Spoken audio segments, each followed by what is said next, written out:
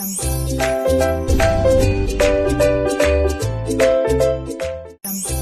And welcome to my channel. So आज का topic है meaning and principle of first aid. So first aid क्या होता है और उसके क्या क्या ऑब्जेक्टिव होते हैं, आज हम वो डिस्कस करने वाले हैं। तो सबसे पहले हमें पता होना चाहिए कि फर्स्ट एड क्या होता है। तो first aid is the immediate and temporary care given to the victim. अगर कोई भी विक्टिम है उसको जो हम इमीडिएट और टेम्पररी केयर देते हैं उसको हम बोलते हैं फर्स्ट एड। एंड जो ऑब्जेक्टिव होता है फर्स्ट एड का वो क्या होगा, टू सेव लाइफ। अगर हम किसी को फर्स्ट एड दे रहे हैं तो हमारा ऑब्जेक्टिव क्या होगा, यही होगा कि हम उस इंसान की लाइफ बचाएं। ठीक है, उसको जो भी इंजरी हुई है या वो उसको कोई भी प्रॉब्लम हुई है उसको हम फर्स्ट एड दे के सॉल्व करने की कोशिश करते हैं। ठीक है, knowing what to do and what not to do can help to avoid further injury. तो ये चीज़ आपको पता होनी चाहिए कि जब भी हमने किसी को फर्स्ट एड देनी है तो उस टाइम पे हमें क्या चीज़ करनी चाहिए, क्या नहीं करनी चाहिए। इससे आप सामने वाले की हेल्प कर सकते हो। एटलीस्ट अगर आप इंजरी ठीक नहीं कर पाओगे लेकिन आप इंजरी को और ज़्यादा होने से, उस चीज़ को और ज़्यादा ख़राब होने से बचा पाओगे।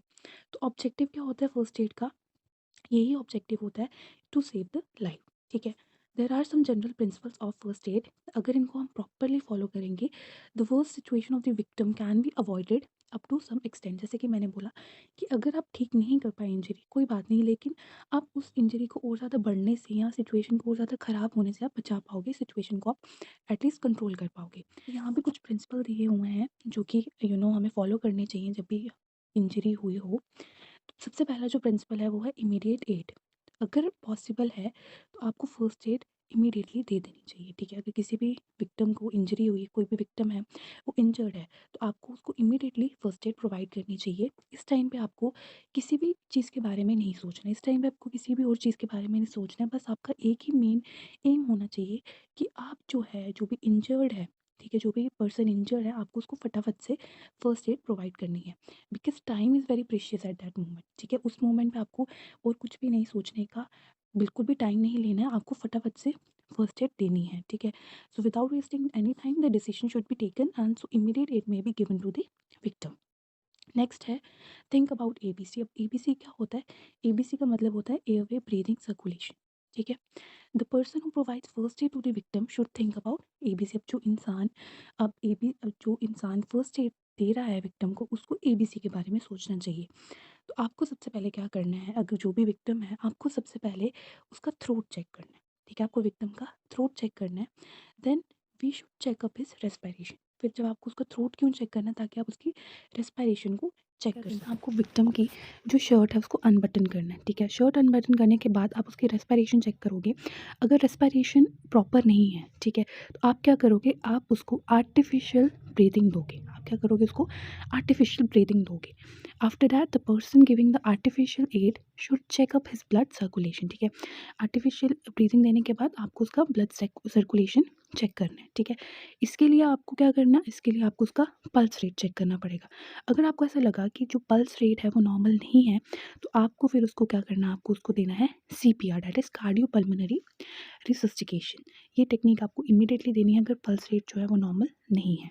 जब आप सीपीआर दे दोगे, सीपीआर देने के बाद आपको चेस्ट को प्रेस करना है विक्टिम की, ताकि ब्लड सर्कुलेशन हो। और ये प्रोसेस को एटलीस्ट 15 टाइम आपको रिपीट करना है। ताकि नेक्स्ट जो ऑब्जेक्टिव है वो है स्टॉप ब्लीडिंग। तो आपको क्या करना है, आपका जो नेक्स्ट ऑब्जेक्टिव होना चाहिए वो ये क्या होना चाहिए कि अगर वुंडेड पर्सन है, अगर जो विक्टिम है, अगर किसी भी ऑर्गन से उसको ब्लीडिंग हो रही है, तो आपका सबसे पहला मेन एम ये होना चाहिए कि उसको आपको उसी टाइम रोकना है ब्लीडिंग को। ऐसा क्यों करना है, क्योंकि अगर एक्सेसिव ब्लीडिंग हो जाएगी तो उसके वजह से इन विक्टिम की डेथ भी हो सकती है।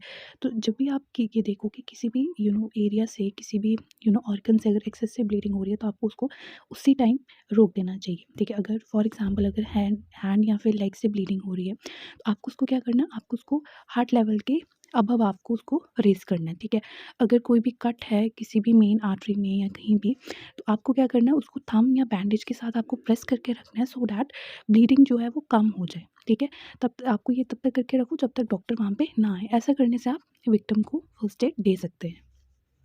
Next is crowd kept away.